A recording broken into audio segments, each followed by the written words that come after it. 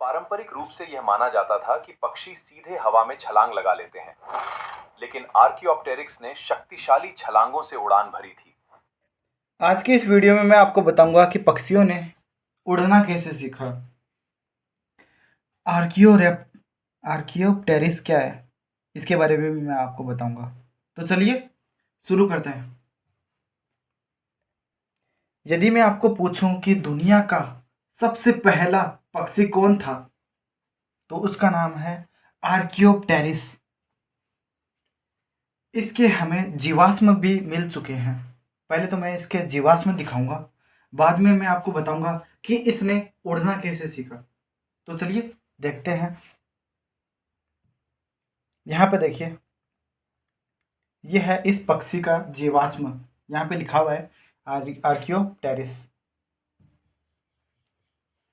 ये लंदन में है ये जीवाश्म। यहाँ पे आप देख सकते हो एक पत्थर है। इस पत्थर में केवल इसकी हड्डियां बची है। दिख रही है आपको? अभी मैं आपको और फोटोज दिखाऊंगा।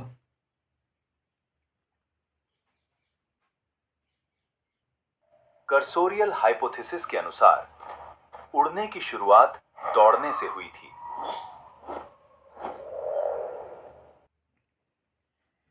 बाद में मैं आपको कर्सोरियल थ्योरम भी बताऊंगा, जो कि हमें बताती है कि कैसे पहले पक्षी उड़ा उड़ा नहीं करते थे, बल्कि वे दौड़ा करते थे।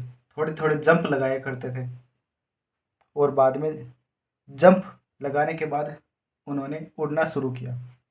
पहले तो आप आर्कियोप्टेरिस के बारे में देख लीजिए। यहाँ पे देखिए, ये है आर्कियोप्टेरिस का स्केलेटन। इस तरीके का हुआ करता था आर्कियोप्टेरिस। इसकी पूंछ काफ़ी ज़्यादा लंबी होती थी और ये जंप लगाता था थोड़ा थोड़ा। उड़ नहीं पाता था, ध्यान रखिएगा।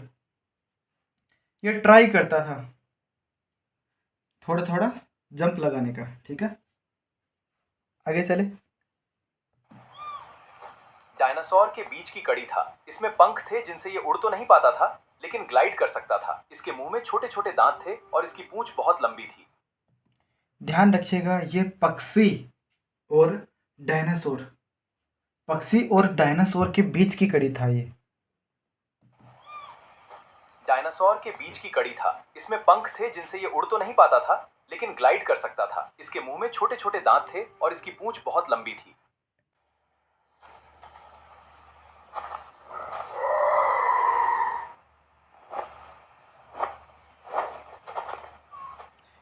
केवल थोड़ा थोड़ा ग्लाइड कर पाता था, पक्षियों की तरह उड़ नहीं पाता था।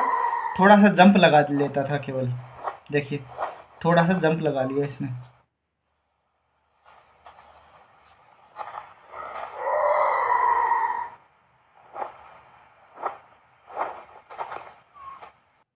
ध्यान रखिएगा, ये पक्षी डायनासोर और बर्ड्स के बीच की कड़ी है।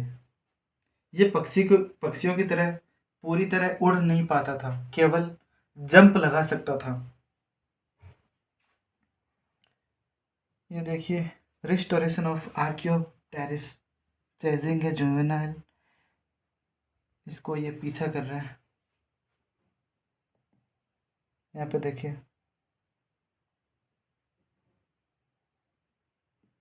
ये देखिए, ये भी जीवाश्म है।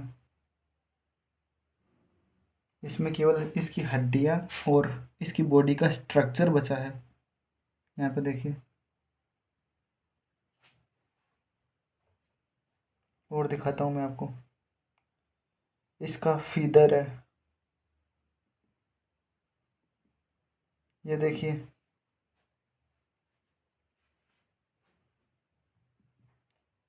ये देखिए, ये काफ़ी अच्छा स्पेसिमेन है। यहाँ पे देखिए, ये इसका माउथ है, ये देखिए। तो चलिए इसके बारे में थोड़ा और जानते हैं। नए अध्ययन के अनुसार आर्कियोप्टेरिस ने हवा में कैसे उड़ान भरी थी? शक्तिशाली छलांगों की एक सीरीज के जरिए। यानी ये छलांग लगाता था। आगे देखिए, आर्कियोप्टेरिस ने उड़ान भरने के लिए मुख्य रूप से किस पर भरोसा किया था? अपने मजबूत पैरों पर, गति बनाने के लिए, मोमेंटम बनाने के लिए।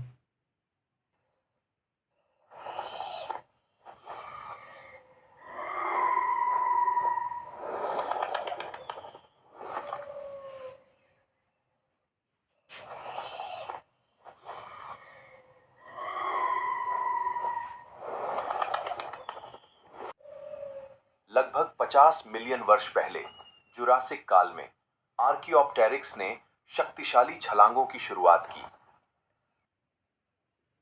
एक बार ये सवाल देखिए, क्या आर्कियोप्टेरिस आधुनिक पक्षियों की तरह जमीन से सीधे पंख फड़फड़ाकर उड़ सकता था? नहीं। इसके पंख और उड़ान की मांसपेशियां उस तरह से विकसित नहीं थी, उस तरह से डेवलप नहीं थी। अगला सवाल है, आर्कियोप्टेरिस के अध्ययन में मुख्य रूप से कौन सा विज्ञान शामिल है? बायोमैकेनिक्स और इवोल्यूशनरी बायोलॉजी। अगला सवाल है, दौड़ते दौड़ते गति पकड़ने की क्षमता से पक्षियों की उड़ान शुरू होने के सिद्धांत को क्या कहते हैं? इसको हम बोलते हैं कर्सोरियल हाइपोथीसिस।